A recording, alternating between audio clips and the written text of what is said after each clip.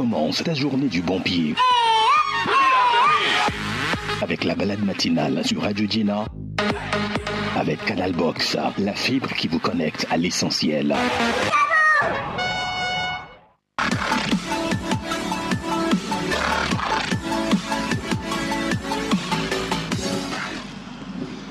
Hello, bonjour la famille, comment allez-vous? C'est un plaisir de vous retrouver pour ce 12e numéro de la balade matinale. Et on se retrouve ce matin, on va parler des hommes. Je suis sûre que vous serez contents du thème de ce jour. Mais pour l'heure, laissez-moi juste vous installer confortablement. Je suis Juanita Blabotry. Avec moi sur ce plateau ce matin, c'est pas une habitude. Une fois en passant, il nous fait honneur de sa présence. Élie Eric Atipo, bonjour. Bonjour Juanita et bonjour à tous les auditeurs de Radio Gina, toute belle ce matin. Merci beaucoup. Comment vas-tu? Bien, ça va par la grâce de Dieu, on se porte bien, on est là. D'accord, super. Je sens que ça va être intéressant ce matin dans la balade matinale. On a un nouveau visage, une nouvelle voix également dans cette matinale.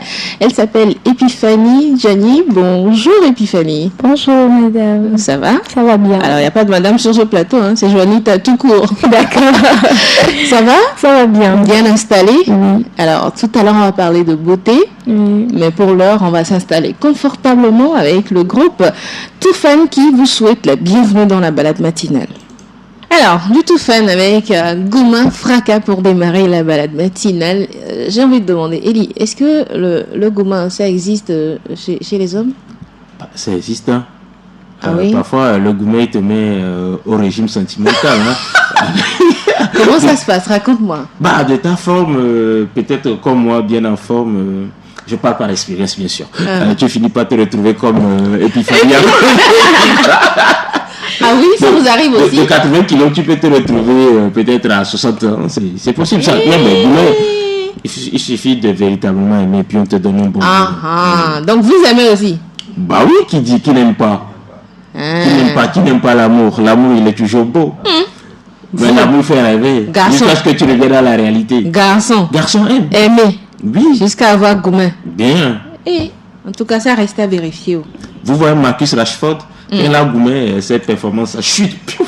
Lui, c'est pas Goumin, c'est parce qu'il a eu un déséquilibre. Les choses ne sont plus comme elles sont pour lui. Donc, Garçon à Goumin, sauf que, comme on le dit en éveil, on bina dido et gâteau. Parce que le garçon là, il a l'argent, donc quand tu lui donnes Goumin, il peut rapidement aller se calmer. Mais là, Goumin, mais il ne te fait pas voir ça. Alors, les hommes, vous êtes à l'écoute ce matin. Si oui, vous avez connu déjà Goumin Fracas, comme l'a dit Toufan tout à l'heure. Laissez-nous des commentaires en dessous du post. Et puis, on se fera le plaisir de lire et de partager dans les jours à venir. Alors, ce matin, Epiphanie est là pour nous parler de beauté au naturel. C'est bien ça, n'est-ce pas, Miss? Oui. Allez, dis-nous tout. Avant de parler de beauté extérieure, rappelons une chose. La beauté, c'est s'aimer au naturel. C'est d'abord accepter qui l'on est, accepter ses défauts, ses cicatrices, sa couleur de peau, ses cheveux tels qu'ils sont. C'est dire à son corps merci de me porter chaque jour. La beauté ne commence pas avec le maquillage ou les artifices, mais avec la confiance qu'on cultive à l'intérieur. Et prendre soin de soi naturellement, c'est un geste quotidien d'amour et de respect envers soi-même. Pour accompagner cet amour de soi, voici une astuce simple. Le miel, un vrai allié de beauté. Le miel hydrate, il nourrit la peau en profondeur. Il est un cicatrisant qui aide à réparer les petites imperfections. Il est un antibactérien idéal pour lutter contre l'acné et les impuretés. Il illumine le teint et redonne de l'éclat à la peau. Pour en profiter, appliquez une fine couche de miel pur sur le visage, laissez poser 10 minutes, puis rincez à l'eau tiède. Résultat, une peau douce, apaisée et éclatante naturellement. Ce petit geste, c'est comme offrir un câlin à sa peau. Voilà, s'aimer au naturel, c'est apprendre à se respecter, se chérir et de se faire du bien tous les jours. Prenez le temps de vous accepter et complétez le par de petites attentions simples comme celle-ci. Parce que s'aimer soi-même est le début d'une histoire d'amour qui durera toute une vie. C'est vrai en plus, hein, quand on s'aime soi-même, il n'y a pas moyen que quelqu'un vienne vous donner gouma fracas. Donc, je crois que tout a été dit. Merci Epiphanie. Surtout pour celles-là qui ont utilisé des crèmes ou encore des pommades et finalement que le visage a été abîmé. Oui. Je pense que le miel est un allié très important dans ces moments-là. Oui. Parce que ça ramène le visage au naturel. Vous avez une peau plus fraîche, plus douce, plus soyeuse. Et avec une application régulière, vous retrouvez votre peau de visage. Oui, c'est ça. En tout cas, l'expérience parle. Vous avez vu la peau de visage d'Epiphanie? Vous avez vu, elle est toute rayonnante au visage. On verra si jamais Goumé passe, ça c'est un coup.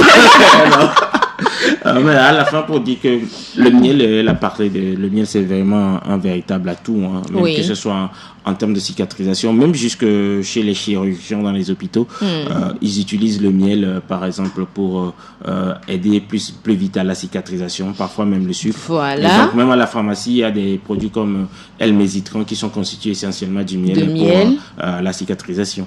Il y en a même à qui on conseille des crèmes faites à base de miel Oui. pour véritablement retrouver une meilleure peau. Voilà, je pense que ce matin, on a été bien enrichis en termes de beauté. Ah, en tout cas, Avec la heureusement présence d'Epiphanie. heureusement en que celle plus. qui a présenté cette astuce, elle est belle et puis Elle a un joli une visage. police, Sinon, on l'aurait pas cru. On l'aurait pas cru. D'accord, merci beaucoup Epiphanie d'être passée dans la balade matinale. On aurait bien souhaité te garder, mais bon, te retrouver ultérieurement pour de meilleures astuces encore, n'est-ce pas? C'est Super. Et nous, on se fait une pause, elle est très courte et on vous retrouve. Attaquez la journée avec un cocktail explosif. Astuces beauté, découverte, humour, débat, danse, conseils, c'est chaque lundi, mercredi et vendredi à 8h GMT dans la balade matinale sur Radio Jenna. Et nous avons été rejoints sur ce plateau de la balade matinale par une autre chroniqueuse des livranciers. Bonjour Miss. Bonjour Jonita, bonjour Elie et bonjour à tous. Merci d'être avec nous ce matin. Alors, elle vient aussi avec une chronique et elle, vous savez, elle sort des mots que personne ne connaît. Non. Alors, ce matin, elle dit qu'elle va Si parler... elle ne va pas taire ses mots. Elle va pas taire ses mots, justement, c'est son habitude, alors elle va pas taire ses mots. Elle veut nous parler du nerf vague. Qui est-ce qui s'intéresse à des choses comme ça? Mes délivrances, elle, oui. Alors, le nerf vague. Je m'intéresse à des choses comme ça parce que prendre soin de soi, après avoir utilisé le miel, il faut bien savoir ce qui se passe à À l'intérieur l'intérieur. pour pouvoir gérer. D'accord. Alors, le nerf vague, c'est un nerf dont on parle très peu, mais qui est bien présent dans notre corps et qui peut changer notre quotidien. Alors déjà, c'est le nerf le plus long du corps. Il part du cerveau, il traverse la gorge, le cœur, les poumons et descend jusque dans les intestins. D'accord. Dans notre corps, c'est lui qui assure la communication entre le cerveau et nos organes. Donc, quand ça va bien dans l'intestin, c'est lui qui transmet le message au cerveau. Le rôle de ce nerf est essentiel. C'est lui qui active le mode repos dans notre organisme. Quand il fonctionne bien, le cœur ralentit, la respiration se calme, la digestion se passe bien et même le moral remonte. Ce nerf, c'est un véritable chef d'orchestre du bien-être dans notre corps. Évidemment, j'ai une bonne nouvelle et la voici, c'est qu'on peut stimuler facilement le nerf vague. Je vous propose 4 petits gestes tout simples du quotidien que tout le monde peut faire pour se faire. 1. Respirer lentement et profondément. Faire des exercices, de respiration est efficace pour calmer le système nerveux et activer le nerf vague. 2. Chanter, fredonner ou rire. Les vibrations dans la gorge font travailler le nerf vague. Néanmoins, il faudrait savoir qu'un rire forcé n'a pas les mêmes bienfaits physiologiques qu'un bon vieux rire franc et spontané. Oh là là, C'est oui. contagieux le rire. 3. Se passer de l'eau froide sur le visage ou prendre une douche fraîche parce que l'eau froide active le tonus du nerf vague. 4. Prendre un moment de méditation ou de prière. Oui, Ces activités favorisent le recentrage et apaisent l'activité cérébrale. Une chose encore, soyez curieux de découvrir de nouvelles façons de vous offrir du bien-être parce que finalement, c'est bien de bien-être qu'il s'agit. Alors pensez à ce nerf discret qui permet à notre corps de se réinitialiser. Alors là, tout de suite, on prend une grande inspiration, tout le monde. On relâche et on éclate de rire encore une fois. Alors, j'ai envie de savoir, le nerf vague, c'est quoi son importance ou Oui, j'ai envie de savoir quand même, dans le corps, quand ça ne fonctionne plus, qu'est-ce que ça peut apporter ou qu'est-ce que ça peut détériorer dans le corps?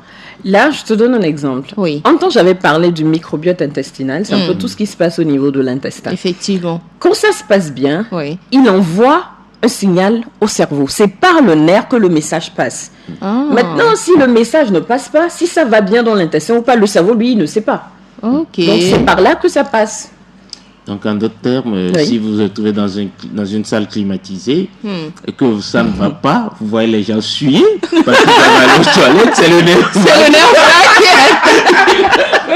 Peut-être pas de cette façon, mais c'est une Dit image. comme ça donne une image de ce que tu Voilà, le message ne passe pas. C'est comme dans l'affaire de Goumet, quand on ne se comprend pas, j'envoie un signal et le signal, il n'arrive pas jusqu'à toi et finalement se retrouve avec un gros Goumet. En tout cas, ce qui est sûr, c'est que ça joue un rôle crucial dans l'autonomisation donc du corps naturellement, sans médicaments, sans tout ce que nous prenons tous les jours pour ramener le corps bien.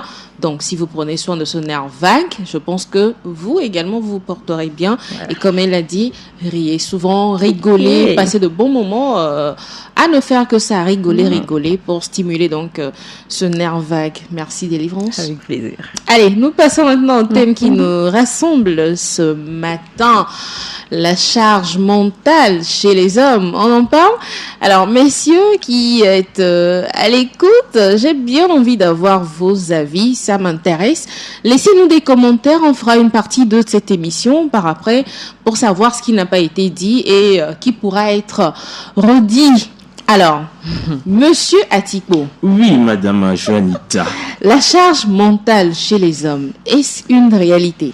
Bah écoutez, avant d'être homme, on est tous des êtres humains hein, avec les mêmes caractéristiques au niveau du cerveau, la même pression et tout, mais sauf que quand on revient dans la vie réelle, les pressions diffèrent d'un être à un autre, la gestion diffère d'un être à un autre, mais il faut reconnaître surtout quand on revient dans notre contexte socio-culturel africain, la charge mentale chez les hommes, c'est énorme, sauf que dans notre habitude, depuis notre enfance, on nous a toujours dit le garçon il ne pleure pas, le garçon ne laisse pas transparaître ses émotions, ce qui fait que généralement quand on est devant cette situation on se dit bon je vais gérer, mais au fin fond quand on regarde c'est que la charge mentale chez l'homme c'est énorme, c'est très énorme. Je ne veux pas dire que l'homme dépasse peut-être la femme, je vais pas aller sur ce plan, mais super homme soit-on, la charge mentale elle est là. D'accord. Donc, en fait, quand on parle de charge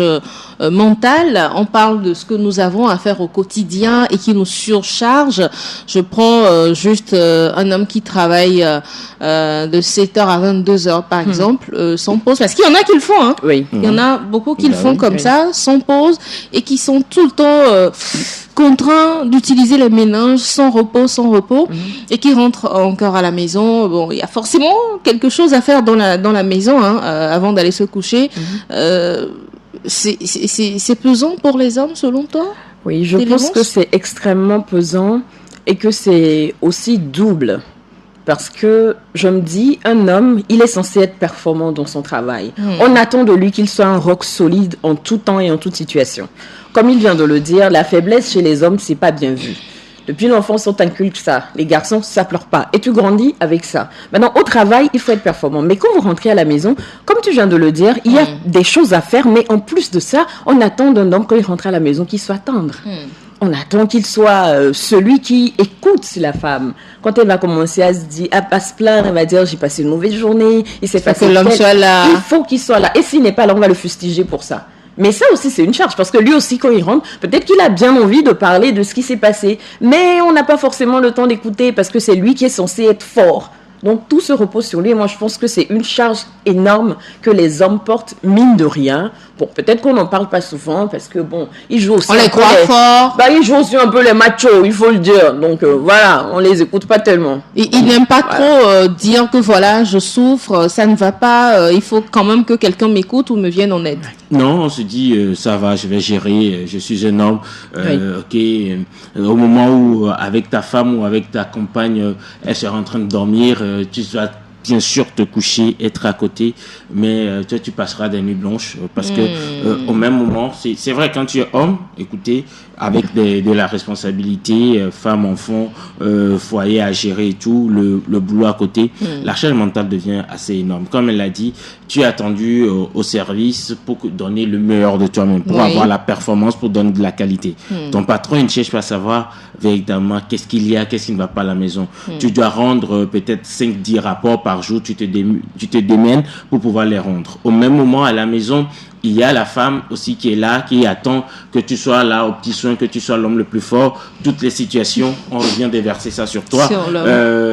L'enfant, il veut des baskets, lui ne cherche même pas à comprendre. Va voir papa. Va voir papa. Papa, pourquoi il chercherait à comprendre? Non, l'enfant, il ne cherche pas à comprendre. Pour tout enfant, mon papa, c'est le plus riche au monde. D'accord, papa, je veux des baskets, voilà, je les vais comme si. L'autre vient, il y a ci à l'école, il y a tout. Tu encaisses tout. Parfois, vous allez voir d'autres parents craquer, crier peut-être, d'autres vont sortir ailleurs parce que tu aimes tes enfants, tu te calmes, tu leur dis ok, tu leur promets. Quand tu leur promets, tu leur diras peut-être à la fin du mois, sachant combien tu gagnes, tu refais les calculs et tu te dis, il y a le loyer qui est là, il y a la santé qui est là, il y a tout ça qui est là. Et donc, ça devient moins important. Moi, je vous dis, je vais pas parler en parlant d'autres personnes, mais je parlerai de moi-même. Oui. Il m'est arrivé déjà, c'était quoi, début juillet, de me retrouver avec une tension presque à 17-18. Oui, parce que j'avais une charge au travail, il fallait gérer plusieurs choses aussi à la maison. Ben, ça te stressait, mais tu ne manifestais pas. Rien du tout. J'ai dit ok, je vais gérer, je me calme, tout. J'étais au service comme ça. Non, pas au service, je suis sorti et j'étais à moto. J'ai pris la moto, je roulais d'un coup, même les plaques de moto, je n'arrivais plus à voir. J'avais du noir. Dangereux. J'avais du noir. Wow. Et j'avais un mal de tête atroce. Et là, j'appelle l'un de mes jeunes, j'arrive au cabinet, il prend l'attention, il me dit, ça fait 18, tu es venu en voiture, oui. Il dit, ok, c'est certainement parce que tu as conduit. Repose-toi 5 minutes et on va aller. On reprend en 5 minutes, mais c'est toujours ça pareil, quoi. Il dit, ok, ce qu'on fait, on va juste essayer de t'endormir, tu dors tranquillement. Pour ramener les nerfs dans de bonnes situations. Pour revenir tranquillement, quoi. Wow. Tu as de la pression, ok, tu coupes tout. Au service, tout, j'appelle ta femme, puisqu'il connaît assez ma famille. Oui. Si tu sors l'ordinateur à la maison, on fracasse ton ordinateur, ton téléphone, rien. Il fallait couper, zéro. Mais j'ai envie de demander, Elie, avant que ça ne soit autant fort, est-ce qu'il n'y avait pas des alertes? Bah si, tu as des alertes. Comme quoi, par exemple? Tu peux te réveiller le matin, tu n'as même envie de rien. D'accord. Je te dis absolument envie de rien. De la fatigue. Tu as de la fatigue, tu as un mal de tête. C'est-à-dire tout te dégoûte. Même converser avec ta femme, ça te dégoûte. Aller au service, tu es dégoûté. Ça, c'est un blackout. Chose que nous, généralement, en Afrique, on n'arrive pas à voir. On se dit, c'est toi l'homme. Et puis, la vérité, c'est ça. Quand tu regardes les charges que tu dois assumer en tant qu'homme au niveau de la maison et tu dois assumer au niveau du travail, tu te dis, bah, qu'est-ce que je vais faire? Même m'en parler avec toi, ma femme, qu'est-ce que ça va résoudre? Ça va changer? Ah, mais il faut en parler. Voilà, c'est ce que j'allais dire, justement. C'est là que vous vous trompez. Délivrant, je te laisse développer ce côté parce que on a quand même besoin d'une épaule pour se poser parfois, n'est-ce pas? Absolument. Le fait d'intérioriser, moi je pense que c'est réellement l'un des problèmes avec les hommes. Ou du moins, je ne sais pas si c'est la société qui les a si conditionnés d'une façon si totale ou quelque part ils ont souvent un modèle aussi devant. Non, on l'a jamais vu faillir, donc on va pas faillir aussi. Je ne vais pas me permettre un moment de faiblesse parce qu'on verra, on se dira que je suis peut-être plus un homme, mais un homme, ça peut avoir des moments de faiblesse. Vous êtes des humains aussi, après tout. Et le fait d'intérioriser tout ça, de ne pas en parler, bah ça provoque des désastres. Qu'est-ce que ça fait? D'accord, si vous ne pouvez pas en parler avec votre femme, il y a forcément un ami, quelqu'un sur qui on peut compter, qui peut entendre ce que vous avez à dire, sans pour autant après le crier en public. Il y a forcément quelqu'un sur l'épaule de laquelle on peut se reposer, Bon, peut-être pas Ça, pleurer, mais ça si un vous peu voulez loin. pleurer, Moi, je ne oui. dirais pas quelqu'un Ouais. parce qu'aujourd'hui, on ne sait plus qui est qui. Même Oui, c'est votre, pour ça que je parle de même face, de votre confiance. propre frère ou sœur peut vous trahir demain. Ben, allez voir un homme de Dieu. Je dis ça, je dis rien. Aïe. Un prêtre ou encore aller chez un médecin. Exactement, un thérapeute, un psychologue. On n'a pas cette culture de psychologue chez nous ici. Mais quand vous rendez à l'hôpital, moi j'ai fait l'expérience. Vous allez juste à l'hôpital, un hôpital public ou un CMS si vous voulez, et que vous rentrez dans le bureau du médecin et vous commencez par raconter votre vie. Il dit, vous souffrez de quoi? Vous racontez votre vie toujours. Il dit, vous avez mal ou vous racontez votre vie toujours. Il finit par déposer son stylo et vous écoutez. Ah oui. Sérieusement, ce médecin, je ne sais pas où il ira raconter mon histoire parce que quelqu'un ne va même pas. De toute façon, il est lié par le secret C'est- professionnel. Non, mais la réalité de cela, c'est qu'il faut revenir dans notre contexte socio-culturel africain, surtout en Afrique au sud du Sahara. Pour des gens comme moi, vous idéalisez vos parents, votre papa, Oui. qui pour vous être un modèle. Vous êtes là, quel que soit le problème que vous avez avec lui, il est toujours là, il répond pour vous. Mais quand on est petit, on n'a pas encore idée de la charge que lui-même il a, de la pression qu'il a. Vous l'avez pris comme modèle. Moi, j'ai eu un papa qui est militaire. Toujours dur, pas dur envers moi, mais toujours Droit dans ses bottes, qui a assumé, parce que quand je regarde le nombre d'enfants que nous sommes, et que pour moi il reste toujours mon héros, je ne l'ai jamais vu flancher. Si peut-être dans la nuit il pleure, si peut-être dans son bureau il s'enferme, après il fait quoi que ce soit, moi je n'en ai pas vu. Je n'en ai pas vu. Et donc pour moi, il reste cet idéal-là que j'ai. Il a toujours pris soin de moi, je me dois à mon tour d'être faire là, la même chose pour ma famille. Pour Mais mes ça enfants. n'empêche pas Sauf- un jour de dire à ta femme ou encore à une sœur, écoute, assieds-toi, j'ai envie de parler, de sortir tout ce que j'ai en moi. Alors moi, je vous ai dit, je parlerai essentiellement de moi. Oui. Parce qu'au-delà de ça, je suis passé aussi dans une autre école qui m'a façonné de la même façon, où certes, vous avez des gens, c'est collectif, mais aussi c'est du coup individuel. Et quand vous êtes dans ces familles-là, et d'autres, c'est peut-être parce que déjà dans l'enfance, à contrario de mon papa, le papa ne leur permettait même pas de s'exprimer. Oui. Ah oui, il y a ça aussi. oui. Ils n'ont jamais eu Il y a confiance en ça quelqu'un. aussi. Ils n'ont jamais eu confiance en quelqu'un. On leur a jamais laissé le choix d'exprimer ce qu'ils pensaient, de laisser libre cours à leurs sentiments. Dès qu'ils franchissent un tout petit peu, étant garçon, on te dit garçon, il ne fait pas ça, garçon, il ne fait pas ça. Aujourd'hui, même avec nos enfants, regardez, quand l'enfant il fait il veut être dans l'hôtel un tout petit peu, on te dit garçon, il ne fait pas ça. Et donc, du coup, tu grandis En avec. fait, en la te disant que- société vous façonne. la société vous façonne. Parce que même quand vous le faites un peu, la société dit moussouéon. Quand vous avez l'impression de flancher un peu, même aujourd'hui de vous dire, je suis fatigué, j'ai envie de tout laisser tomber, de partir quelque part, me changer des idées, on se dit, mais moussouéon. Le garçon, c'est comme si le garçon, il doit toujours affronter la réalité telle qu'elle est sans pouvoir quand même succomber un peu. C'est vrai qu'il faut en parler à nos femmes. On en parle quelquefois, c'est vrai, ça c'est tout à fait vrai sur certains trucs. Mais sur d'autres, tu te dis, mais si j'en parle. Il y a quelqu'un Oui, qui m'a oui. dit, je vais aller parler de mes problèmes avec mon problème. Oui, non mais c'est vrai, mais c'est la réalité parce que ça, bon, là aussi ça dépend de la personne, ta conjointe que tu as à la maison, son tempérament et à tout. Il y a d'autres femmes, elles sont douces, elles vont peut-être te laisser tranquille, parce que moi particulièrement quand je suis dans ce cas, je n'ai pas envie de parler. Du coup, j'ai pas envie de parler. Quand tu me poses même 1-2 questions, tu vas me stresser. Ça commence par t'irriter. Je risque de te parler mal, donc je préfère souvent me mettre seul dans un coin à un moment donné avant de revenir. Il y a d'autres femmes qui comprennent, d'autres qui ne vont pas comprendre et qui vont se dire, bon voilà, c'est peut-être parce que tu as goumé dehors que tout ça se passe. Mais la vérité, elle est là, c'est qu'il y a assez de charge mentale. Je vous donne un exemple. Ce week-end, nous étions à l'extérieur, c'était avec un autre confrère. C'est de l'extérieur, quand on partait, nos enfants n'étaient pas au mieux de leur forme. Mais on s'est dit, ça allait. Mais quand on est arrivé, le samedi et le dimanche, les nouvelles qu'on a eues, ça nous a mis dans un état que même le travail pour lequel on était là, c'était pas évident de le faire. C'était pas évident de le faire. Si c'était pas du professionnalisme, je pense que j'aurais dit, bon les gars, on reprend le véhicule et puis on revient chez nous au Togo, on va voir comment les enfants vont. Parce que vous n'avez plus la tête véritablement à ça. Parce que vous vous dites, il y a des dépenses à gérer. il faut peut-être que vous soyez là parce que vous vous dites, est-ce que ma femme seule peut gérer? Même si vous savez qu'elle peut gérer. Mais en tant que père de loin, vous avez de la pression par rapport à ça et vous n'êtes jamais à l'aise. Et donc, ça vous met une telle pression que heureusement que ce n'était même pas nous qui avons conduit. Donc, c'était plus relax. Moi, quand je suis rentré à la maison, j'ai dit à ma femme, si c'était moi qui avais pris le volant, les 3 heures qu'on a fait pour arriver, peut-être que je les aurais fait maximum dans 2 heures. Parce que je vais rouler. Je vais rouler. Parce que tu avais hâte en fait de le voir comment ça se passe. Oui. Non, parce que tu vas, au même moment peut-être tu peux il y a les risques d'accident, mais une concentration pour dire oui, je viens pour voir l'enfant. Donc c'est pour dire un peu que la charge mentale, elle n'est pas que financière chez les hommes, elle est aussi émotionnelle. Oui. Elle est Morale aussi.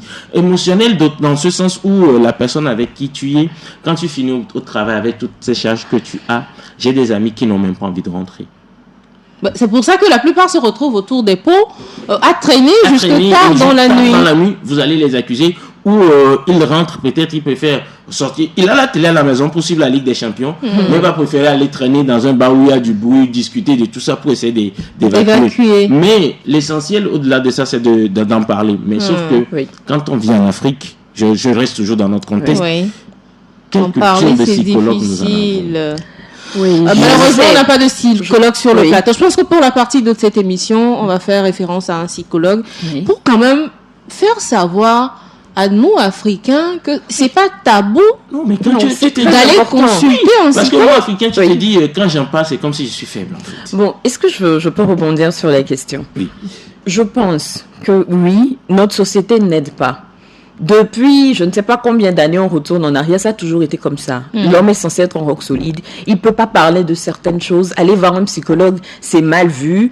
Il faut dire déjà qu'il y a quelques années en arrière, peut-être 100 ans en arrière, le stress et l'anxiété, tout ce qui va aller avec la charge mentale chez hommes comme femmes, c'était pas pareil qu'aujourd'hui. On n'avait pas besoin d'aller chez le psychologue. Mais la donne a changé.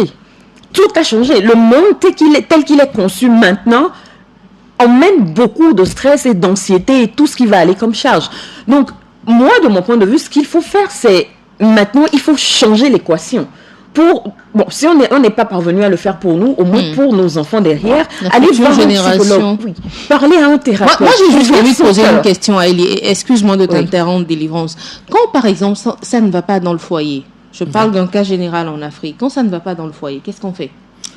Quand ça ne va pas dans le foyer, pour moi, ma compréhension d'abord, c'est au premier niveau entre vous.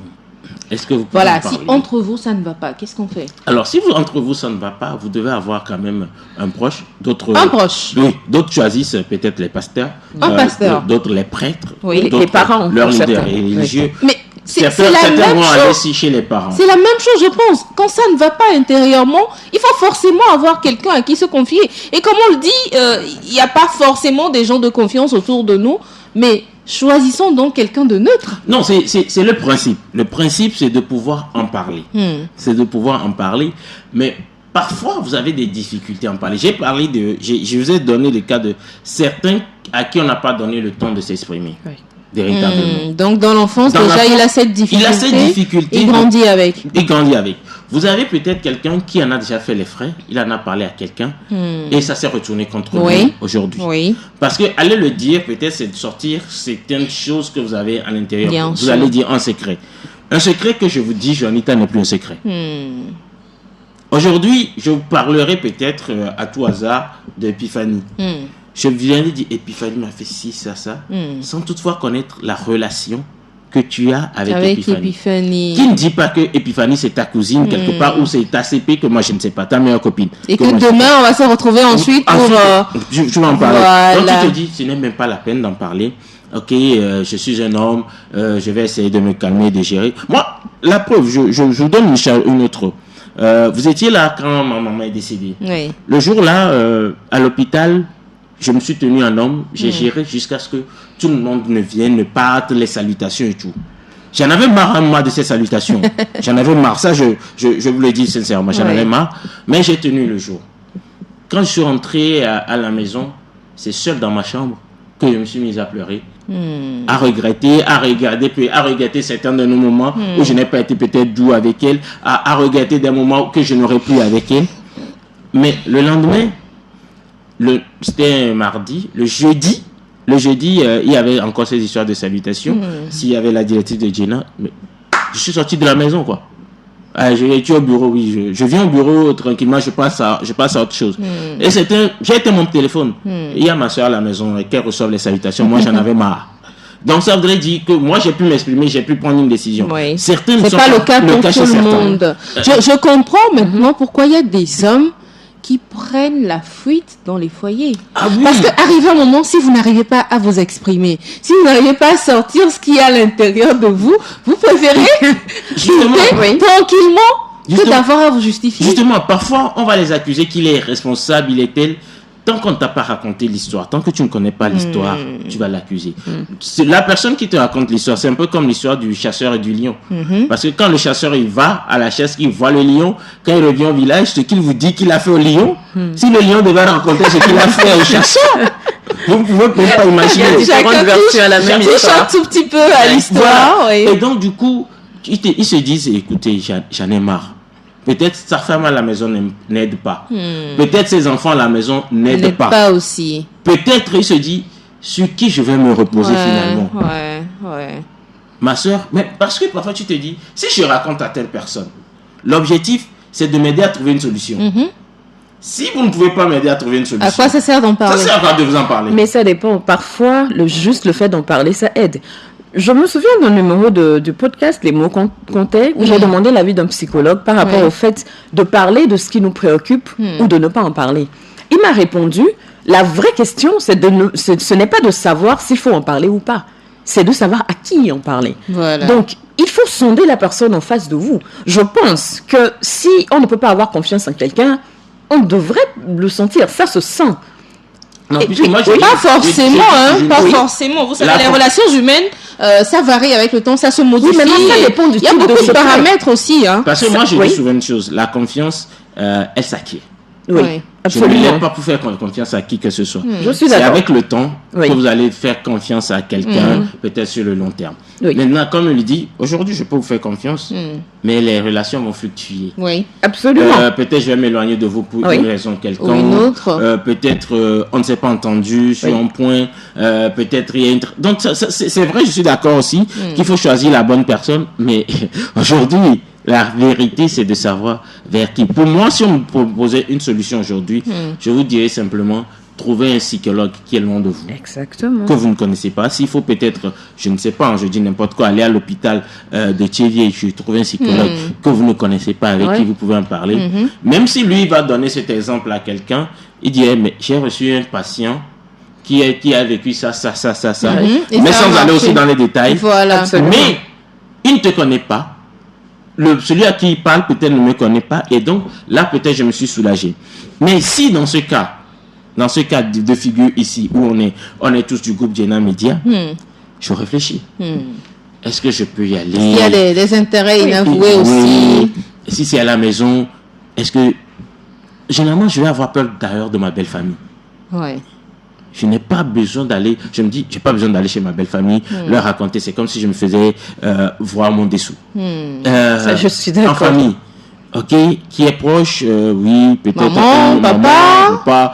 Oui, souvent, Dieu merci, voilà pourquoi moi je dis ceux qui ont encore les parents, il faut les chérir. Il faut les chérir, il faut en Ouais. prendre soin. Tu vas chez ton père. Il va c'est là où- t'écouter. Lui va t'écouter, c'est là où il y a de l'expérience. Quand vous en avez, allez vers papa, dites-lui, papa, tu sais, j'ai ça. Il va peut-être rigoler, il va te dire, quand vous étiez enfant, moi aussi j'avais ça. Voici comment j'ai géré. Ouais. Si c'est un bon papa. Ailleurs, si c'est un papa qui t'a déjà traumatisé dans l'enfance, hey, tu crois que c'était comment avec moi? Va te débrouiller.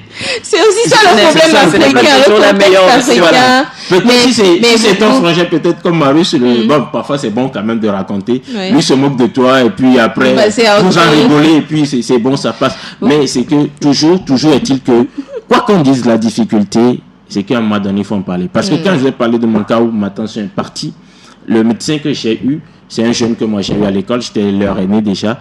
Donc on a eu le temps de causer tranquillement, de se souvenir de certains moments. Du bon vieux temps. Ah oui, et même quand on en parlait, il y avait un autre jeune médecin, ils étaient même promo qui était là. Ben, ils se moquaient de moi, ils disaient, tu étais dur avec mon collège, on pensait que tu devais être toujours dur jusque-là. Mais après c'est parti. Et ça a permis de relâcher un peu l'atmosphère aussi. Avant de repartir, j'ai vu que totalement ça chutait, le temps fait de me reposer, d'en parler et tout. Et puis après, quand je suis rentré à la maison, j'en ai discuté tranquillement avec ma femme.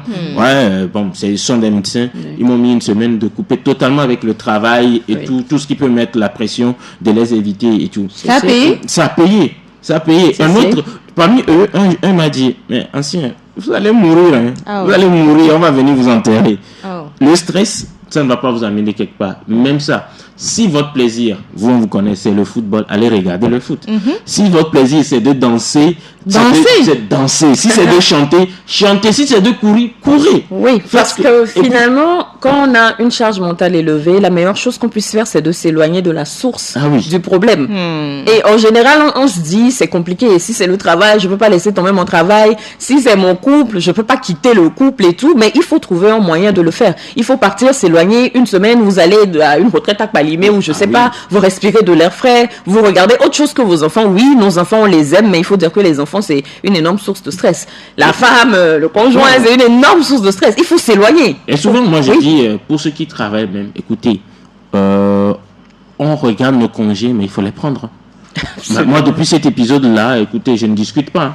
Je sens que je ne me sens pas mieux. Je fous le camp. La gars, je me pose un congé d'une semaine. Ce qui est bien à savoir, c'est que si vous décédez dans les minutes qui viennent, on vous trouvera un remplaçant. C'est aussi simple que ça. Je vous donne un exemple, Janita.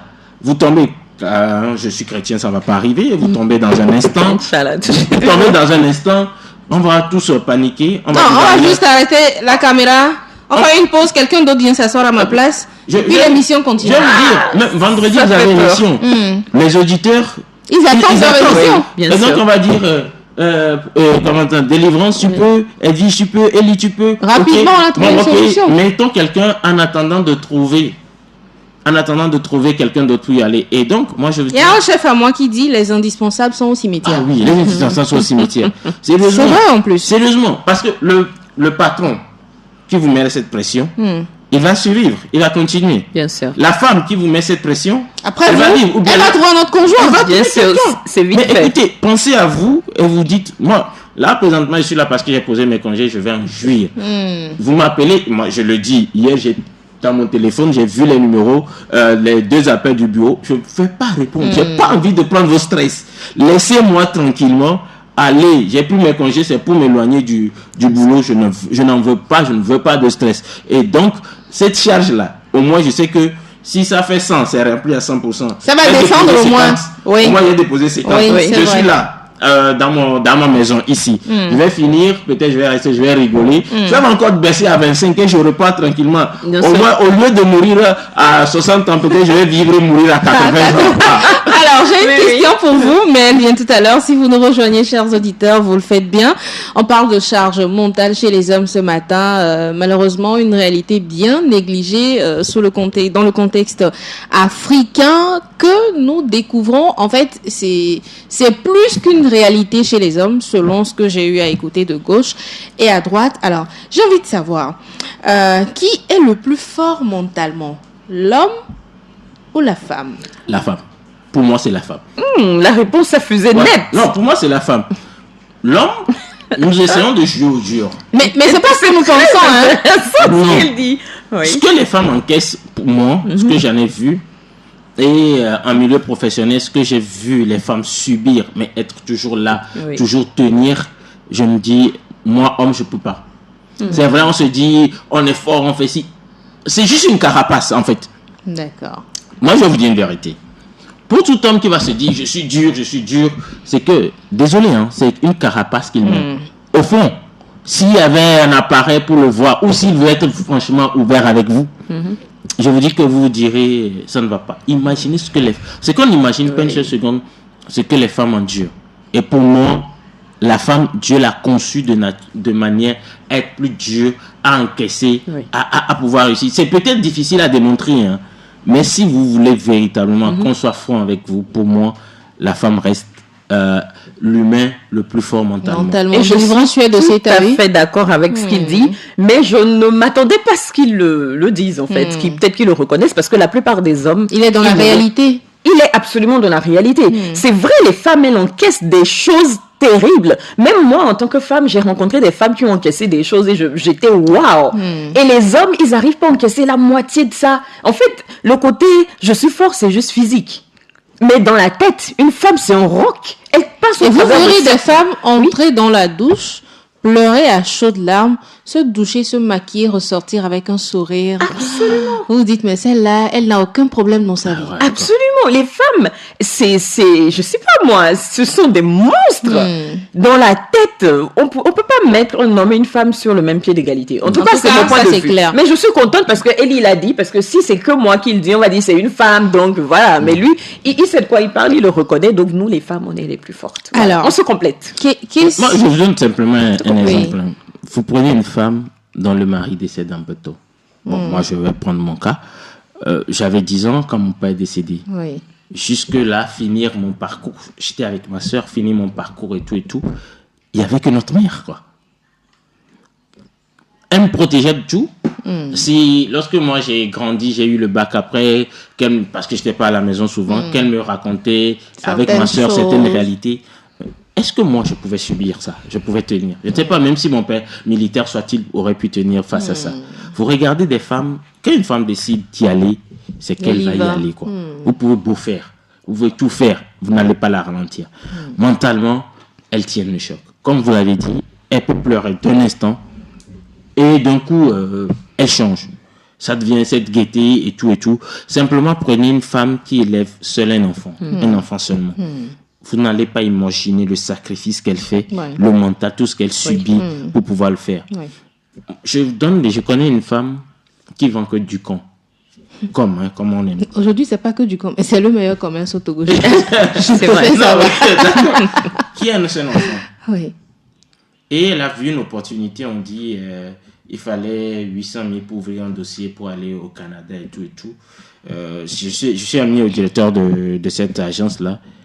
Il pensait que la femme n'allait pas le faire. Le lendemain, elle est arrivée avec 800 000 cash sur la table pour lui dire, c'est mon enfant, c'est le seul que j'ai. Wow. Si je dois vendre tout ce que j'ai pour ça. Et effectivement, aujourd'hui, l'enfant, elle a mis. C'est un frisson. Oui, c'est pour cela que vous avez parlé de com pour révéler ça. Comme on aurait aimé le dire dans notre langue. Ce n'est que du com qu'elle vend. Mais elle s'est débattue pour pouvoir mettre cet enfant, les 800 000 là. Vous me voyez, moi, homme, vendre com pour ça? Non, mais soyons francs. Vous me voyez, moi, homme, peut-être gagnant peut-être le SMIC ou bien gagnant peut-être 80 000 francs, le faire? Non. Je vais dire, c'est EPP Zokalekba, j'ai fait ici. Donc, ça a marché. Si toi, j'arrive à te mettre dans une école privée, c'est que j'ai fait mieux. Mais la femme, elle veut dépasser ce seuil-là. Oui. Et c'est pour ça, moi, je confirme et j'admets ouvertement que la femme, mentalement, elle est plus apte et plus dure que les hommes. Alors, chers amis, nous sommes presque à la fin de cette émission. J'ai envie de savoir s'il est réel que la charge mentale pèse autant sur les hommes. Comment allons-nous faire pour les amener à d'abord accepter cela et à trouver des solutions auprès de professionnels? Qu'est-ce qu'il faudra faire pour décider les hommes à quand même savoir quoi faire quand ils sont face à cette charge mentale? Aujourd'hui, si nous voulons changer cela, commençons par mieux éduquer nos garçons. Faisons leur comprendre que vous n'êtes pas des surhommes, des super héros. Il faut déconstruire les stéréotypes. Les stéréotypes là, il faut déconstruire ça. Parce que aujourd'hui, quand ton garçon pleure, maman Amel le dit, il lui pleure. Vide. Vide-toi, dis-moi ce que tu as. Qu'est-ce qui ne va pas? Sois là, apte à pouvoir consoler cet enfant. Ne lui fais pas porter rapidement les chapeaux. Pour les dons, pour nous bien garçon, nous souviens fanavio, nous souviens en arrêté. Non. Aujourd'hui, il n'y a plus de différence véritablement entre une fille et un garçon.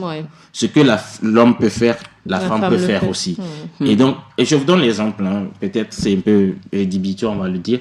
Quand vous allez à l'école militaire de Saint-Cyr en France, si les hommes doivent faire 12 km avec 35 kg au dos, les femmes femmes font font 12 pareil. km, 35 kg d'eau. Ce n'est pas comme ce que nous faisons ici, en disant la femme va faire 8 km, l'homme 12 km. Ah bon, c'est ce qu'ils font ici? Oui, c'est ce qui se fait.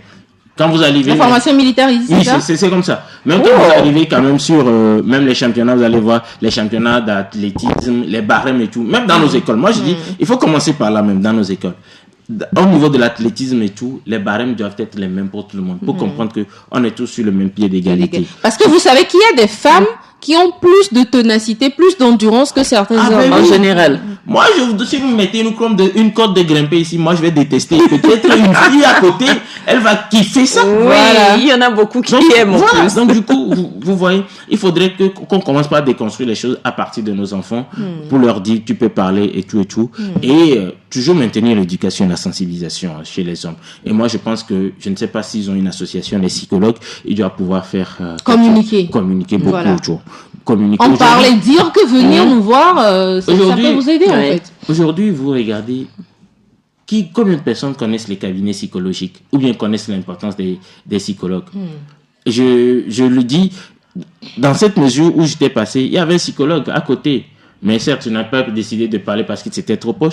Peut-être il fallait aller loin. Mais combien de psychologues connaissons-nous? Dit comme ça, même tu vas loin. Déjà, quand nous invitons les psychologues ici en émission, c'est compliqué de les avoir. Voilà le problème. Voilà. Voilà le problème. Et pourtant, quand on vous ouvre cette antenne, ce n'est pas qu'on vous dit de payer, Non. c'est de parler. Et quand vous parlez, Et d'informer. d'informer. Voilà. Et celui qui vous écoute, il a dit, où se trouve le cabinet du psychologue Marie?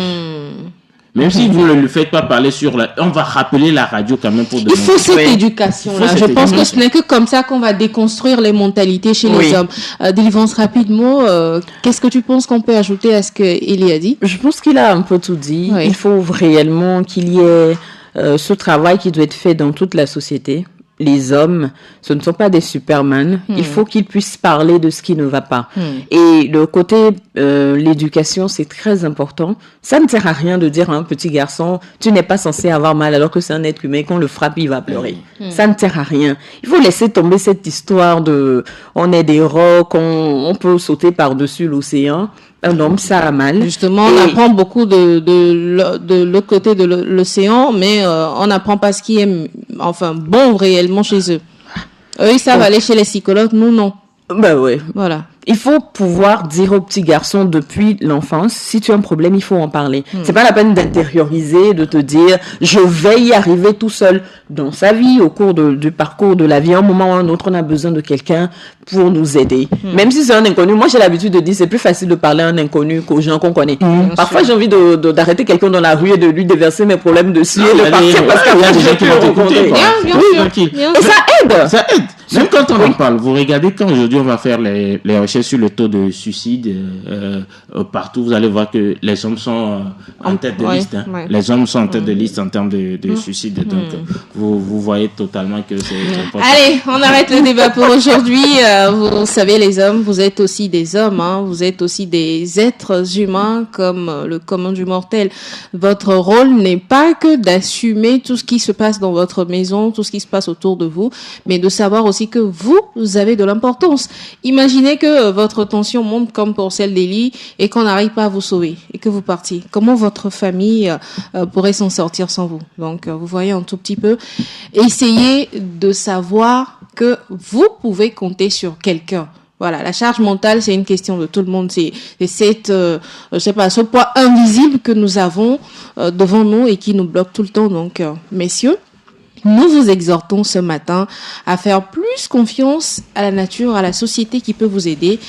Ou sinon, pour ceux qui ont beaucoup de moyens, allez voir un psychologue. Restez en tout cas en forme. Nous, on a besoin de vous, chers hommes. C'est fini pour aujourd'hui. Merci Délivrance, merci Elie. Je vous en prie. Merci également à Épiphanie. Rendez-vous avec la balade matinale vendredi à partir de 8h. Merci Marius. Voilà. Marius. On se retrouve vendredi. Ciao. Vous venez de suivre la balade matinale, votre dose d'énergie et de bonne humeur avec Canal Box, la fibre à toute vitesse.